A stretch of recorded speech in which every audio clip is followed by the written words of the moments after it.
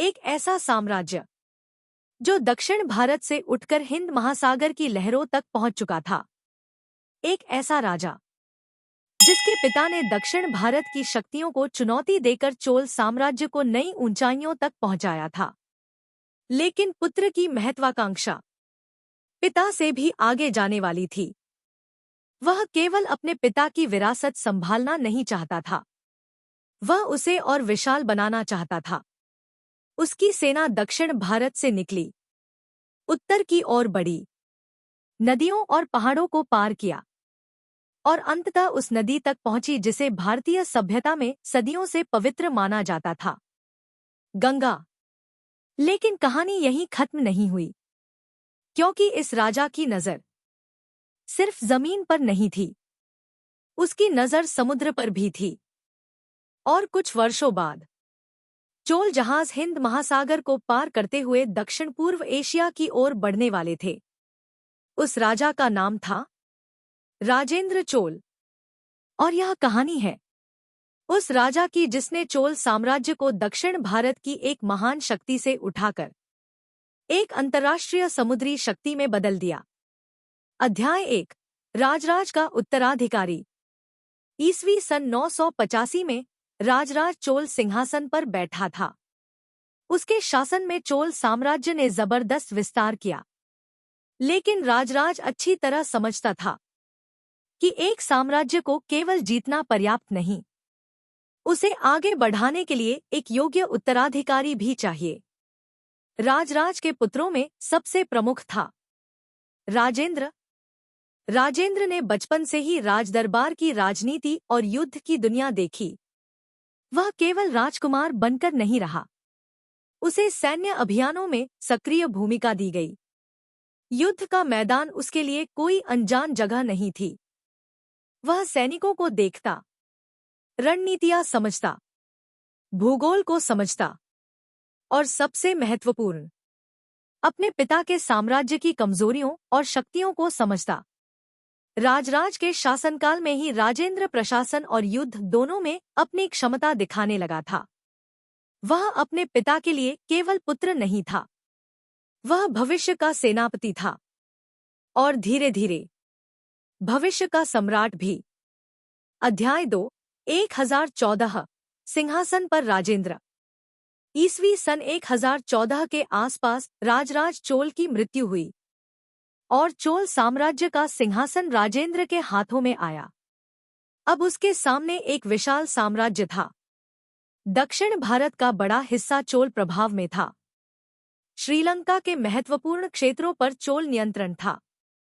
समुद्री व्यापार के रास्तों पर चोलों की शक्ति बढ़ रही थी और तंजावुर में उसके पिता का विशाल बृहदीश्वर मंदिर चोल साम्राज्य की शक्ति का प्रतीक बन चुका था। लेकिन राजेंद्र की सोच अलग थी। वह अपने पिता की उपलब्धियों से संतुष्ट नहीं था। उसके सामने एक बड़ी चुनौती थी। क्या चोल साम्राज्य दक्षिण भारत से आगे बढ़ सकता है? क्या उसकी सेना उत्तर भारत तक पहुंच सकती है? क्या चोल नाम गंगा के किनारे तक पहुंच सकता है? और क्या समुद्र के पार भी चोल शक्ति का प्रभाव स्थापित किया जा सकता है?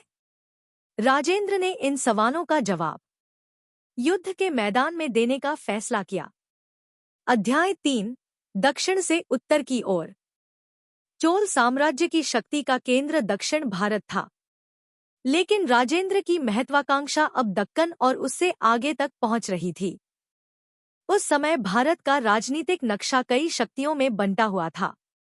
दक्षिण में चोल, दक्कन में पश्चिमी चालुक्य, पूर्वी तट पर विभिन्न क्षेत्रीय शक्तियां और उत्तर पूर्व में पाल शासकों का प्रभाव।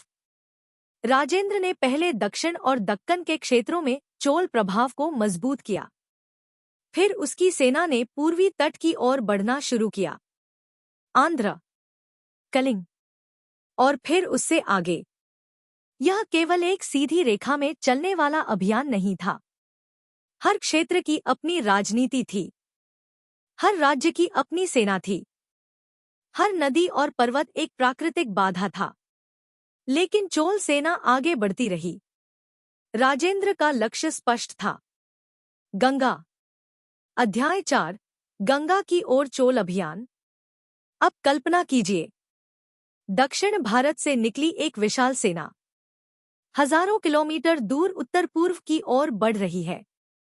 उन सैनिकों ने अपनी जन्मभूमि से बहुत दूर कदम रखा था। भाषाएं बदल चुकी थी, भूगोल बदल चुका था, नदियां बड़ी होती जा रही थी, लेकिन चोल सेना आगे बढ़ती रही। राजेंद्र के अभियान ने कई स्थानीय शक्तियों को चुनौती दी। अंततः उसकी सेना बंगाल के क्षेत्र तक पहुंची। उस समय वहां पाल शासक महिपाल का प्रभाव था। चोल अभिलेखों में राजेंद्र के इस अभियान को बड़ी विजय के रूप में प्रस्तुत किया गया है। और फिर आया वह प्रतीकात्मक क्षण जिसने इस अभियान को इतिहास में अमर कर दिया। गंगा का जल। राजेंद्र की सेना गंगा तक पहुंची। गंगा के पवित्र जल को दक्षिण लाया गया। यह केवल धार्मिक घटना नहीं थी, यह राजनीतिक संदेश भी था। राजेंद्र मानो कह रहा था, दक्षिण का यह राजा अब उत्तर की महान नदी तक पहुंच चुका है। और इसके बाद राजेंद्र ने अपने लिए एक नई उपाधि धारण की, गंगाकोण चोल, अर्थात गंगा को जीतने वाला चोल। अध्याय 5, गंगाकोण चोलपुरम। राजेंद्र ने केवल उपाधि नहीं ली, उसने अपनी नई विजय की स्मृति में एक नई राजधानी भी स्थापित की। नाम था गंगाकोण चोलपुरम। यह नाम स्वयं राजेंद्र की महत्वाकांक्षा की घोषणा था। गंगा से जुड़ी विजय अब चोल राजधानी के नाम में बदल चुकी थी। कहा जाता है कि गंगा से लाया गया जल इस नई राजधानी के एक विशाल जलाशय में डाला गया। इस जलाशय को चोल गंगम कहा गया। सोचिए, दक्षिण भारत के राजा ने उत्तर की गंगा का जल हजारों किलोमीटर दूर अपनी नई राजधानी तक पहुंचाया। उस समय यह केवल एक विजय स्मारक नहीं था, यह राजसत्ता का प्रतीक था। एक संदेश कि चोल साम्राज्य की शक्ति अब केवल कावेरी के मैदानों तक सीमित नहीं रही। उसकी राजनीतिक कल्पना पूरे भारतीय उपमहाद्वीप तक फैल चुकी थी। अध्याय 6।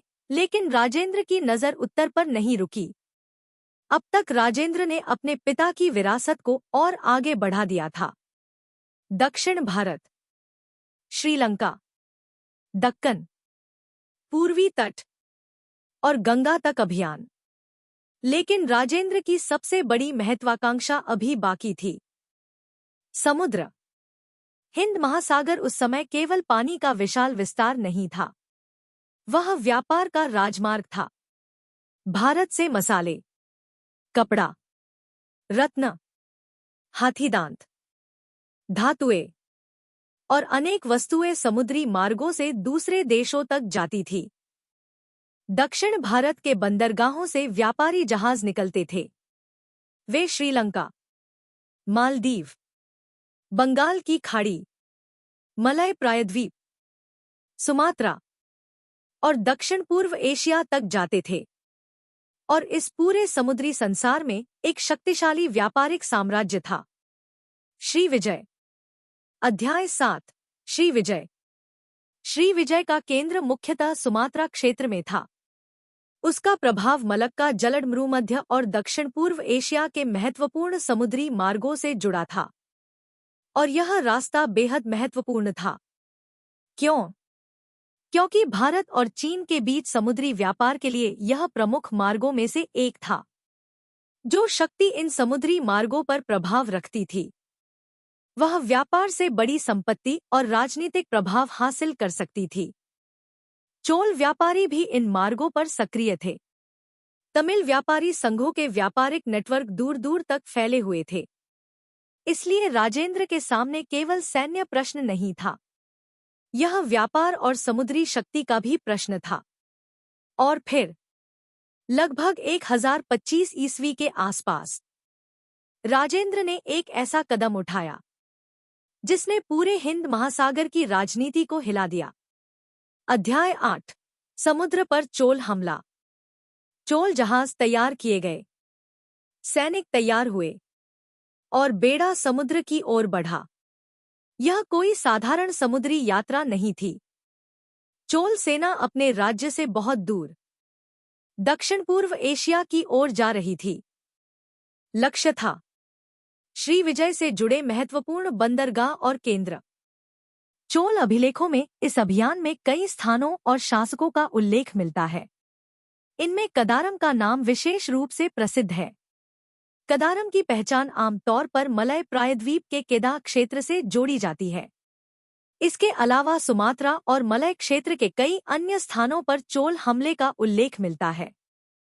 चोल सेना ने समुद्री मार्गों पर आक्रमण किया, बंदरगाहों पर हमला किया और श्रीविजय के शासक संग्राम विजयतुंगवर्मन को पराजित किया।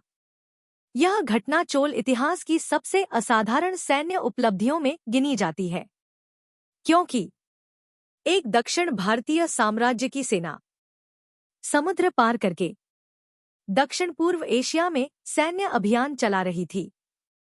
अध्याय 9 चोल नौसेना का रहस्य। लेकिन यहाँ एक सवाल उठता है, चोलों के पास इतनी शक्तिशाली नौसेना आई कहाँ से? हमें यह समझना होगा कि चोलों की समुद्री शक्ति केवल युद्धपोतों पर आधारित नहीं थी। दक्षिण भारत में सदियों से समुद्री व्यापार की परंपरा थी। बंदरगाहों पर जहाज आते जाते थे, व्यापारी समुद्र पार करते थे, नाविक समुद्री हवाओं और मानसून के चक्र को जानते थे। भारत और दक्षिण पूर्व एशिया के बीच समुद्री संपर्क बहुत पुराना था। चोलों ने इसी मौजूदा समुद्री दुनिया को राजकीय शक्ति के साथ जोड़ दिया। उनके लिए समुद्र सीमा नहीं था, समुद्र एक रास्ता था, और राजेंद्र ने इस रास्ते को साम्राज्य की शक्ति का हिस्सा बना दिया। अध्याय 10 चोल साम्राज्य का व्यापारिक संसार। चोल युग में तमिल व्यापारी संघों की भूमिका महत्वपूर्ण थी। इन व्यापारिक संगठनों के सदस्य लंबी दूरी के व्यापार में भाग लेते थे। वे केवल स्थानीय बाजारों तक सीमित नहीं थे। दक्षिण भारत से निकलकर वे श्रीलंका और दक्षिण पूर्व एशिया तक व्यापार करते थे। कपड़ा, मसाले, रत्न, धातुएं और कई अन्य वस्तुएं व्यापार का हिस्सा थी। दूसरी ओर दक्षिण पूर्व एशिया से सुगंधित लकड़ियां, मसाले, विदेशी वस्तुएं और अन्य व्यापारिक सामग्री आती थी। यह एक ऐसा संसार था जहां व्यापारी केवल सामान नहीं ले जाते थे, वे भाषाएं ले जाते थे, धर्म ले जाते थे, कला ले जाते थे, विचार ले जाते थे और संस्कृति भी। इसी कारण चोल काल का प्रभाव दक्षिण पूर्व एशिया के इतिहास में भी दिखाई देता है। अध्याय 11 राजेंद्र की असली ताकत। राजेंद्र की सफलता केवल युद्धों की संख्या से नहीं मापी जा सकती। उसकी सबसे बड़ी उपलब्धि थी एक ऐसे साम्राज्य की कल्पना करना जो भूमि और समुद्र दोनों पर आधारित हो। भूमि पर उसकी सेना, समुद्र पर उसकी नौसैनिक शक्ति, आर्थिक रूप से कृषि और व्यापार, राजनीतिक रूप से मजबूत प्रशासन और सांस्कृतिक रूप से मंदिर और धार्मिक संस्थाएं। इन सभी को जोड़कर चोल साम्राज्य ने एक ऐसी व्यवस्था बनाई जो अपने समय में असाधारण थी। लेकिन हर महान साम्राज्य की तरह चोल साम्राज्य की भी अपनी सीमाएं थी। दूर दूर तक फैले क्षेत्रों पर नियंत्रण बनाए रखना आसान नहीं था। श्रीलंका में विद्रोह होते रहे, दक्कन में चालुक्य शक्ति लगातार चुनौती देती रही और दक्षिण भारत में पांड्य शक्ति भी पूरी तरह समाप्त नहीं हुई थी। इसलिए राजेंद्र की विजय के बावजूद युद्ध खत्म नहीं हुए। अध्याय 12 चोल और पश्चिमी चालुक्य। चोलों का सबसे बड़ा स्थलीय प्रतिद्वंद्वी था पश्चिमी चालुक्य साम्राज्य। दोनों शक्तियां दक्कन और दक्षिण भारत के राजनीतिक प्रभाव के लिए संघर्ष कर रही थी। यह संघर्ष केवल भूमि के लिए नहीं था, यह प्रतिष्ठा का संघर्ष भी था। कौन दक्षिण भारत की सबसे बड़ी शक्ति है? किसका प्रभाव पूर्वी और पश्चिमी तट तक पहुंचेगा? कौन महत्वपूर्ण व्यापारिक मार्गों पर नियंत्रण रखेगा? चोल और चालुक्य शासक कई बार युद्ध में आमने सामने आए। कभी चोल जीतते, कभी चालुक्य। यह संघर्ष आने वाली पीढ़ियों तक चलता रहा। लेकिन राजेंद्र के समय में चोल साम्राज्य अभी भी बेहद शक्तिशाली था। अध्याय 13 राजेंद्र का साम्राज्य। राजेंद्र के शासनकाल में चोल साम्राज्य अपनी सबसे बड़ी शक्ति के दौर में पहुंचा। दक्षिण भारत के बड़े हिस्से पर चोल प्रभाव था। श्रीलंका के बड़े हिस्से पर चोल नियंत्रण था। पूर्वी तट पर चोल शक्ति मजबूत थी। गंगा अभियान ने उसकी प्रतिष्ठा बढ़ाई और दक्षिण पूर्व एशिया में समुद्री अभियान ने चोल नौसेना की क्षमता का प्रदर्शन किया। लेकिन राजेंद्र केवल विजेता नहीं था, उसने प्रशासन को भी आगे बढ़ाया। उसने मंदिरों को संरक्षण दिया, नई राजधानी को विकसित किया, सिंचाई व्यवस्था और जल संसाधनों को महत्व दिया और अपने पिता की तरह शिलालेखों के माध्यम से प्रशासनिक गतिविधियों को दर्ज करवाया। इससे हमें आज उस युग को समझने में मदद मिलती है। अध्याय 14 चोल मंदिर, पत्थरों में लिखा साम्राज्य। राजराज ने तंजावुर में बृहदीश्वर मंदिर बनाया था।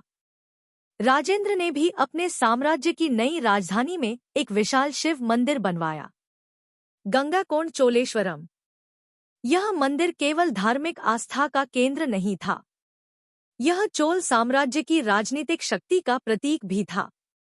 इसके विशाल विमाना, पत्थरों पर बनी मूर्तियां, शिल्प और स्थापत्य चोल कला की महानता को दर्शाते हैं। आज भी जब हम इन मंदिरों को देखते हैं तो एक सवाल मन में आता है, 1000 वर्ष पहले ऐसी स्थापत्य प्रतिभा कैसे संभव हुई? इसका उत्तर केवल राजा की शक्ति में नहीं है।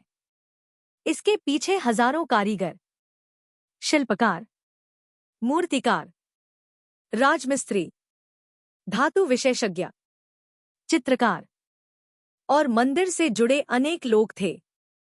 चोल साम्राज्य ने इन प्रतिभाओं को संरक्षण दिया और इसी कारण उसका कला संसार आज भी जीवित है। अध्याय 15 नटराज और चोल कला। चोल काल की सबसे प्रसिद्ध कलात्मक उपलब्धियों में से एक है कांस्य नटराज, शिव का वह रूप जिसमें वे ब्रह्मांडीय नृत्य कर रहे हैं, एक पैर उठाए हुए, एक पैर से अज्ञान का प्रतीक दबाए हुए, चारों ओर अग्नि का मंडल और चेहरे पर अद्भुत संतुलन। यह केवल एक धार्मिक मूर्ति नहीं, यह भारतीय कला के इतिहास में एक महान उपलब्धि है। चोल कांस्य मूर्तियों में तकनीकी कौशल, धातु विज्ञान, सौंदर्य बोध और धार्मिक दर्शन सब एक साथ दिखाई देते हैं और यह हमें बताता है कि चोल साम्राज्य की शक्ति केवल सेना में नहीं थी, उसकी शक्ति उसकी संस्कृति में भी थी। अध्याय 16 राजेंद्र के अंतिम वर्ष। हर महान राजा की तरह राजेंद्र का शासन भी हमेशा नहीं चल सकता था। उसने अपने जीवन का बड़ा हिस्सा युद्ध, प्रशासन और साम्राज्य निर्माण में बिताया। लेकिन अब वह अपने उत्तराधिकार की तैयारी कर रहा था। उसके पुत्रों और उत्तराधिकारियों को शासन में शामिल किया गया। चोल राजाओं की यह परंपरा थी कि युवराज को प्रशासन और सैन्य अभियानों का अनुभव दिया जाए। राजेंद्र के बाद भी चोल साम्राज्य कुछ समय तक शक्तिशाली बना रहा, लेकिन धीरे धीरे समस्याएं बढ़ने वाली थी। दूर दूर तक फैले साम्राज्य को नियंत्रित करना कठिन था। स्थानीय शक्तियां मजबूत हो रही थी। श्रीलंका में चोल विरोध बढ़ रहा था। पांड्य शक्ति फिर से उभर रही थी और पश्चिमी चालुक्य लगातार चुनौती दे रहे थे। राजेंद्र ने साम्राज्य को शिखर तक पहुंचा दिया था, लेकिन आने वाली पीढ़ियों को उस शिखर को बनाए रखना था। अध्याय 17 इतिहास का सबसे बड़ा सवाल। राजेंद्र चोल ने गंगा तक विजय प्राप्त की, समुद्र पार अभियान चलाया, श्री विजय को चुनौती दी, विशाल मंदिर बनवाए और चोल साम्राज्य को उसके चरम तक पहुंचाया। लेकिन क्या चोल वास्तव में एक समुद्री साम्राज्य था? यह सवाल इतिहासकारों के बीच बहुत महत्वपूर्ण है। चोलों के पास शक्तिशाली नौसैनिक क्षमता थी। उन्होंने समुद्र पार सैन्य अभियान किए। उनके व्यापारी दक्षिण पूर्व एशिया में सक्रिय थे। लेकिन इसका अर्थ यह नहीं कि उन्होंने पूरे दक्षिण पूर्व एशिया पर स्थायी राजनीतिक शासन स्थापित कर लिया था। उनकी समुद्री शक्ति का उद्देश्य कई बार व्यापारिक और राजनीतिक प्रभाव स्थापित करना रहा होगा। यानी चोलों की ताकत केवल कब्जे में नहीं थी, उनकी ताकत थी समुद्री मार्गों तक पहुंच, व्यापारिक नेटवर्क, राजकीय प्रतिष्ठा और आवश्यकता पड़ने पर समुद्र पार सैन्य शक्ति का प्रदर्शन। यही बात चोलों को अपने समय के अन्य भारतीय साम्राज्यों से अलग बनाती है। अध्याय 18 एक साम्राज्य की चरम सीमा। अब एक बार फिर उस समय की कल्पना कीजिए। दक्षिण भारत में कावेरी का विशाल डेल्टा, तंजावुर के मंदिर की ऊंची शिखर रेखा, गंगाकोंड चोलपुरम की नई राजधानी, दूर श्रीलंका के बंदरगाह, बंगाल की खाड़ी में चलती व्यापारिक नौकाएं और उससे भी आगे मलय क्षेत्र की ओर बढ़ते चोल जहाज।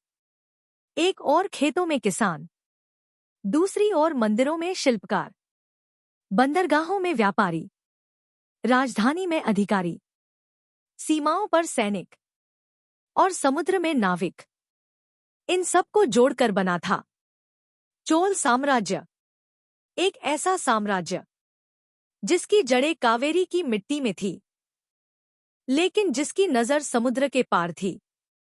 Part 2 ending. लेकिन इतिहास की सबसे बड़ी विडंबना यही है कि जब कोई साम्राज्य अपने चरम पर पहुंचता है, उसी समय उसके भीतर पतन के बीज भी पैदा होने लगते हैं। राजेंद्र के बाद चोल सिंहासन पर कई शक्तिशाली राजा आए। उन्होंने साम्राज्य को बचाने की कोशिश की।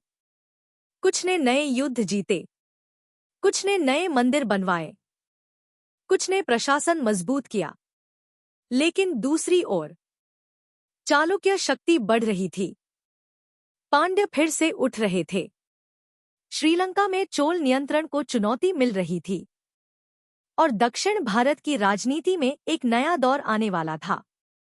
फिर भी चोलों की सबसे बड़ी विरासत अभी सामने आनी बाकी थी, क्योंकि अगले भाग में हम युद्धों से थोड़ा दूर जाकर उस साम्राज्य के भीतर प्रवेश करेंगे।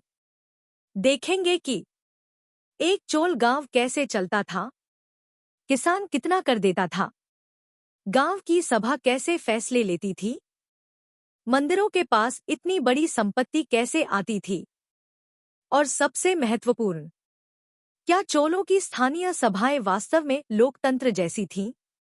अगले भाग में हम उतरेंगे चोल साम्राज्य की असली नींव में, उसकी प्रशासनिक व्यवस्था में, क्योंकि एक राजा हजारों किलोमीटर दूर तक सेना भेज सकता है, लेकिन साम्राज्य को चलाता है प्रशासन।